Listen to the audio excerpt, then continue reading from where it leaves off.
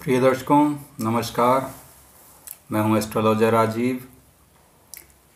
दर्शकों, जैसा आप सभी जानते हैं कि कुंडली मिलान करते समय गुण मिलान का बहुत ही महत्व रहता और गुण मिलान में भी नाड़ी दोष का सबसे अधिक महत्व होता है। नाड़ी दोष को गुण मिलान में 8 अंक प्राप्त हैं और यदि लड़का और लड़की दोनों की नाड़ी एक हो जाती हैं तो वहाँ 8 में से 0 अंक प्राप्त होते हैं और नाड़ी दोष उत्पन्न होता है।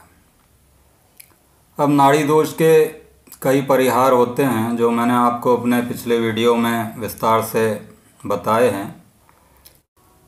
अब मित्रों, नाड़ी दोष होने की स्थिति में जातक के स्वास्थ्य और जो उसका मानसिक स्वास्थ्य है उस पर तो असर पड़ता ही है।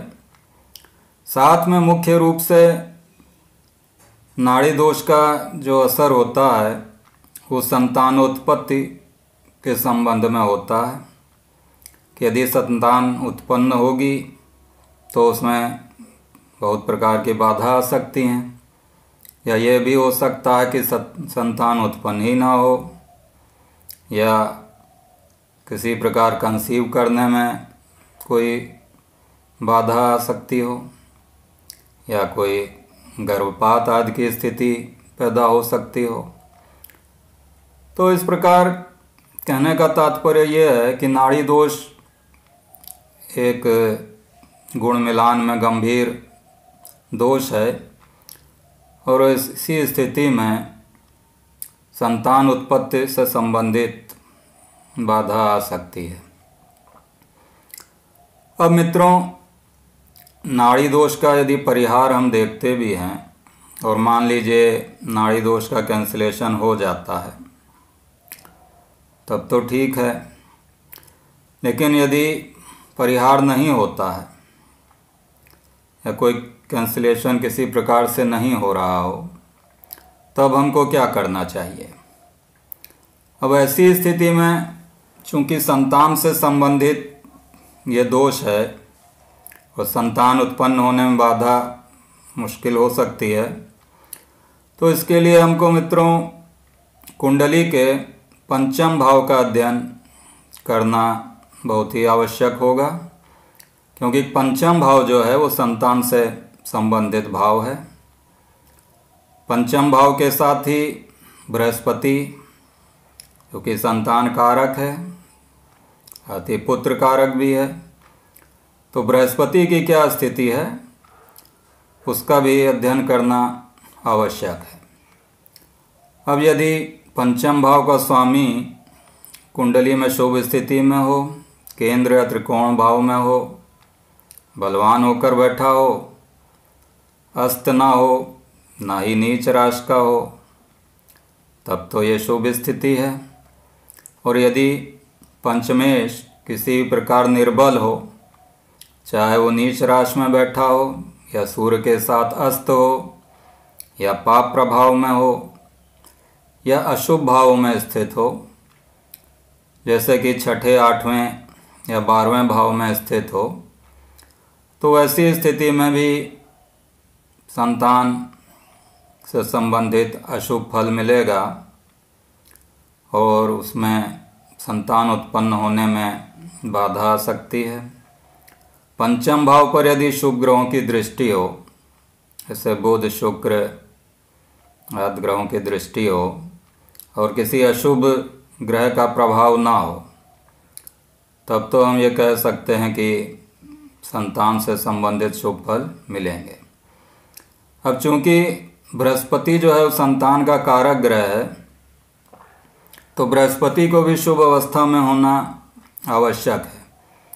यदि बृहस्पति किसी भी प्रकार से पाप प्रभाव में आ गया, चाहे उस पर शनि, राहु आदि ग्रहों की दृष्टि हो या बृहस्पति वक्री होकर बैठा हो या बृहस्पति किसी अशुभ भाव में बैठा हो, तो वैसी स्थिति में भी संतान से संबंधित अशुभ फल मिलेगा। संतान होने में बाधा आ सकती है।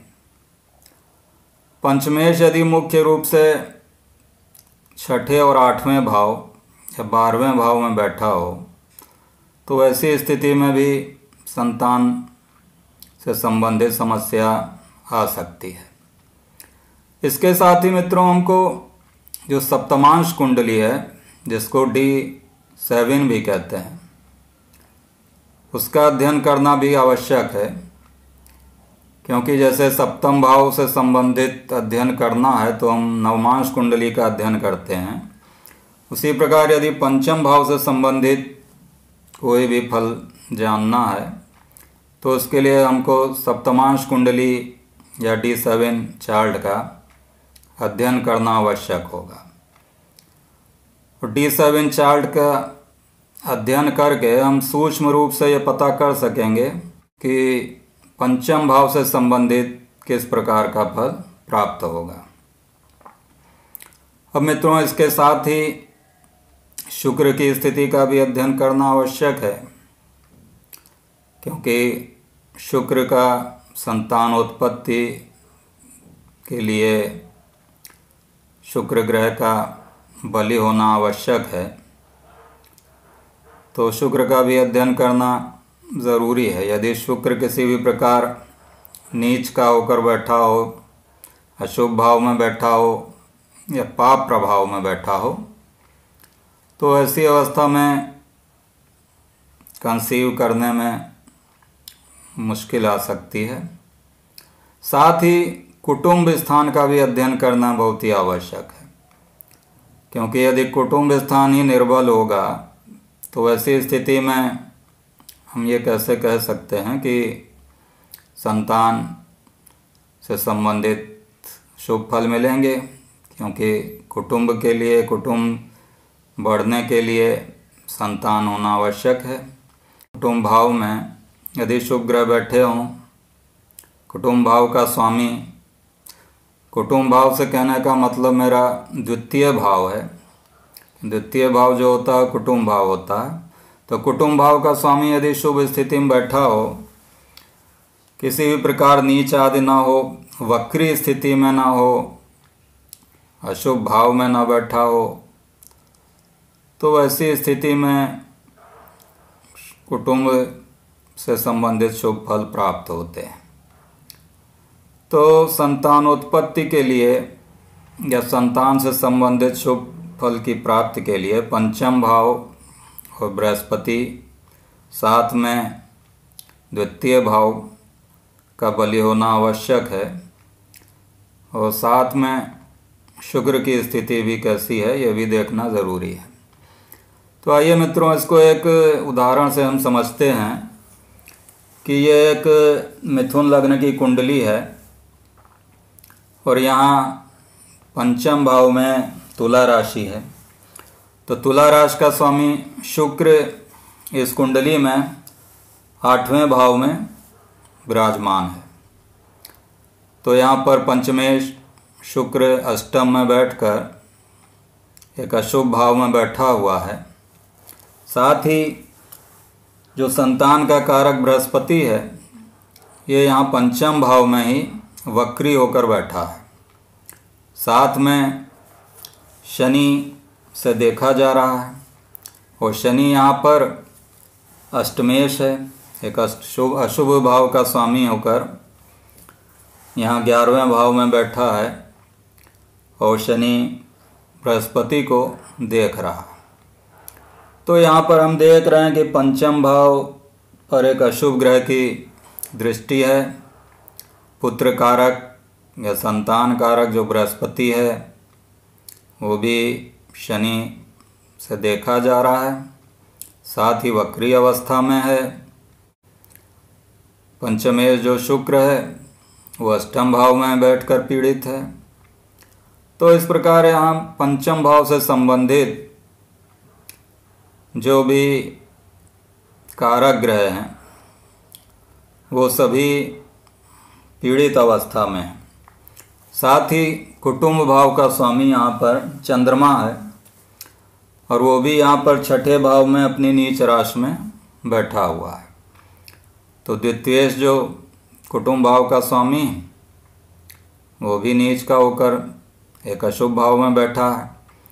तो इस प्रकार यहाँ पर कुटुंब भाव और संतान भाव से संबंधित अशुभ फल की प्राप्ति हो रही है। तो इस प्रकार मित्रों, आपने ये जाना कि नाड़ी दोष की स्थिति में यदि संतान से संबंधित शुभ या अशुभ फल को देखना है तो हमको लड़का और लड़की दोनों की कुंडली में पंचम भाव का और द्वितीय भाव का अध्ययन करना आवश्यक है। साथ ही सप्तमांश कुंडली D7 चार्ट में उसमें भी लग्नेश और पंचमेश की क्या स्थिति है उसको भी देखना आवश्यक है। तो लड़का और लड़की दोनों की कुंडली में पंचम भाव और साथ में बृहस्पति की स्थिति का अध्ययन करके ही हम इस निष्कर्ष पर पहुंच सकते हैं कि उनकी कुंडली में संतान से संबंधित किस प्रकार के योग हैं। क्या संतान भाव शुभ स्थिति में है या अशुभ स्थिति में है। अब मान लीजिए कि अशुभ स्थिति में है संतान भाव, उसके कारक ग्रह पीड़ित हैं, संतान भाव पीड़ित है, उसका स्वामी पीड़ित है और वो दोनों कुंडलियों में है, तब तो वहाँ नाड़ी दोष प्रबल रूप से अपना फल देगा, क्योंकि दोनों की कुंडलियों में पंचम भाव अशुभ फल दे रहा है। लेकिन यदि दोनों की कुंडलियों में पंचम भाव से संबंधित फल अशुभ नहीं है और संतान का कारक पंचमेश शुभ आदि स्थिति में बैठे हैं, तब वहाँ पर नाड़ी दोष का उतना अशुभ प्रभाव संतान से संबंधित नहीं पड़ेगा।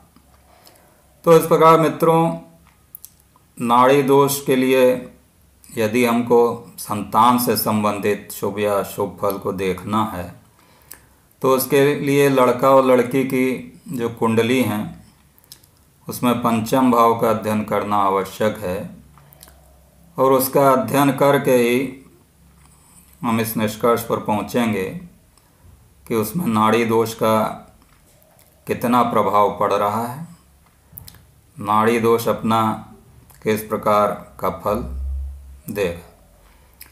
तो आशा है कि आपको मेरा ये वीडियो पसंद आया होगा और नाड़ी दोष को देखते समय आप कुंडलियों में पंचम भाव का अध्ययन अवश्य करेंगे।